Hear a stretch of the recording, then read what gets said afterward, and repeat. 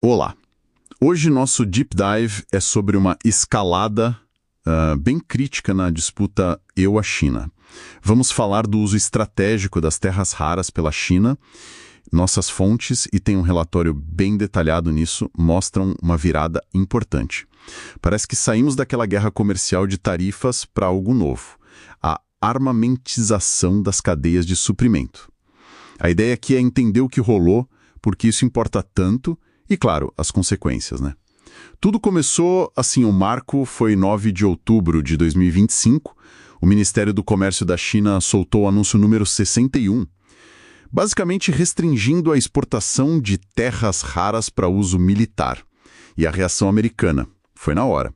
Cancelaram um encontro diplomático importante na APEC e meteram uma tarifa de 100% em produtos chineses. E o mercado sentiu na hora, né? Bolsas caíram, o dólar ficou mais forte e moedas emergentes, tipo o nosso real aqui no Brasil, sofreram. O real foi de uns 5,30 para 5,50, assim, no dia seguinte, 10 de outubro. Mas olha, o ponto crucial mesmo é a natureza dessa ação da China.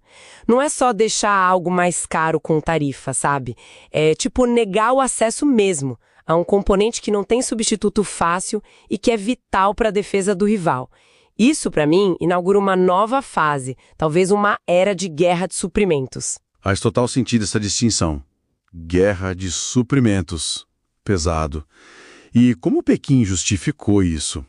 Oficialmente, qual foi a narrativa para o anúncio 61? Eles foram cuidadosos com a linguagem. Enquadraram tudo numa questão de legalidade e segurança global. Evitaram parecer agressivos. A versão oficial dizia que entidades estrangeiras usavam terras raras chinesas em coisas militares sensíveis e que isso prejudicava a segurança da China e até os esforços globais de não proliferação nuclear. Usaram a retórica ocidental contra o próprio Ocidente, então. Exatamente. Usaram o jargão de não proliferação, o que dificulta muito condenar a medida internacionalmente, né? E ainda incluíram isenções, tipo, para uso médico, ajuda em desastres, para parecer uma coisa cirúrgica, só focada no militar mesmo. E as regras começam a valer em 1º de dezembro de 2025. Entendi a desculpa oficial.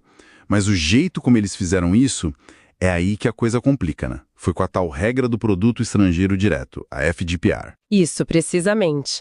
A China pegou uma ferramenta que os próprios Estados Unidos já tinham usado contra ela. Lembra do caso dos semicondutores?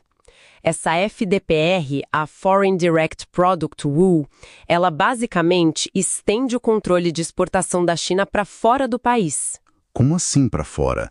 Assim, empresas em outros países precisam de uma licença da China para poder exportar produtos que usem terras raras chinesas. Se tiver mais de 0,1% de elementos pesados ou se forem feitos com tecnologia chinesa, seja de mineração, processamento ou até fabricação de ímãs. Nossa, isso é bem abrangente. É muito abrangente. E tem uma ironia aí, né? A China está usando a tática americana, só que a posição dela nas terras raras é ainda mais dominante. A gente está falando de uns 70% da mineração mundial, 90% do processamento, 93% dos ímãs de alta performance. É muito mais do que os Estados Unidos tinham em chips na época. E a regra é meio vaga de propósito, né? O que é tecnologia chinesa? Isso cria uma incerteza enorme e dá muito poder de decisão para Pequim. E não é só o material físico. Controlam conhecimento também. Proibiram cidadãos chineses de ajudar em projetos estrangeiros de terras raras sem o aval do governo. É quase um embargo de gente, de capital humano, para dificultar que o Ocidente desenvolva alternativas. Uau! Considerando essa dependência toda que você falou, qual o tamanho do problema para a defesa dos Estados Unidos? Olha, o impacto pode ser direto e, assim, bem sério. Existencial, talvez, para alguns sistemas.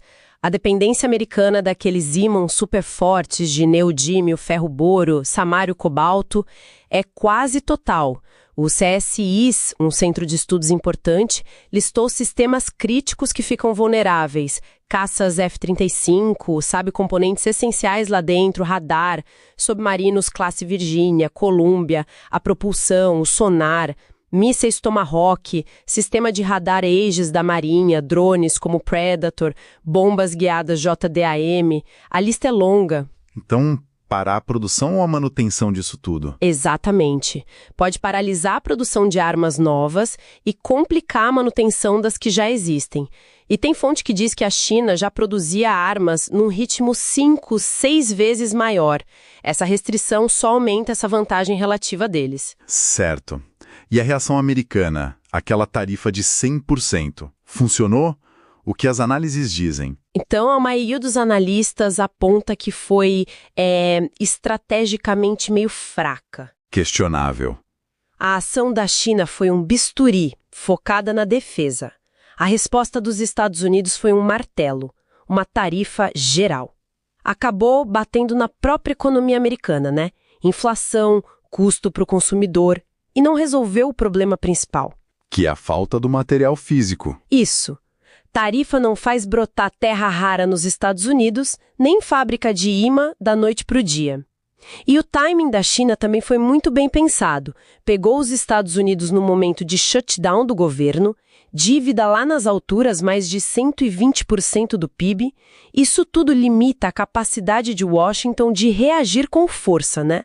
Complicado. Isso parece ser só uma tática para negociar agora, no curto prazo, ou você acha que é uma mudança de estratégia da China para valer, para o longo prazo? Olha, tudo indica que é um pouco dos dois.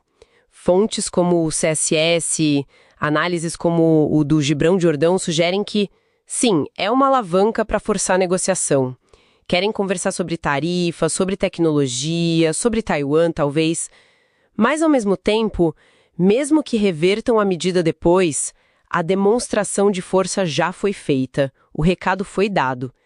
Isso meio que obriga o Ocidente a correr atrás de diversificar, aquele tal de de-risking, que é um processo caro, demorado, e a China ainda pode ficar atrapalhando esse processo, tipo com o embargo de pessoal que a gente falou. É uma forma bem sofisticada de usar a economia como arma, né? Coerção econômica e guerra de suprimentos. Entendido. Então, resumindo a ópera, a China usou seu poder nas terras raras como uma arma, mudou o foco do conflito com os Estados Unidos, que agora vai mais para as cadeias de suprimentos. Isso já deu ondada de choque no mercado global e ameaça diretamente a capacidade militar americana. E a resposta dos Estados Unidos, por enquanto, parece que mais expôs as próprias fraquezas deles nessa área. Exato. E fica uma pergunta no ar, né? Algo que as fontes não respondem diretamente, mas que fazem a gente pensar. Se o controle de um recurso físico crítico, como as terras raras, pode ser usado como arma de forma tão eficaz, qual será a próxima fronteira? Será que a gente vai ver táticas parecidas com recursos ou dependências digitais no futuro? E como seria um conflito assim?